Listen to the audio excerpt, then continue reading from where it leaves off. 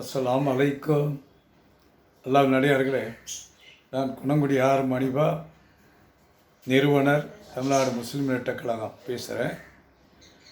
தம்பி எஸ்எம் பாக்கர் அவர்கள்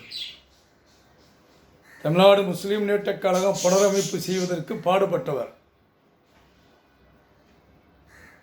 மனித உரிமை மீறலுக்காக பாடுபட்டவர்.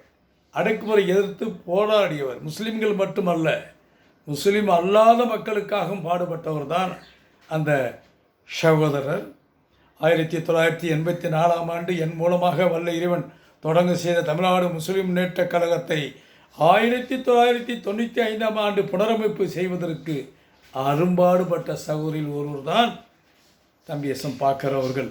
இந்த உலகில் தெரிஞ்சோ தெரியாமலோ செய்த பிழைகளை வல்ல இறைவன் மன்னித்து கபர் உயர்வை பாதுகாத்து மறுமையில் சொர்க்கத்தில் சகோதரியை வைக்கிறதுக்கு அல்லாஹ் இடத்துல நான் துவா செய்கிறேன். நீங்கள் துவா செய்யுங்க.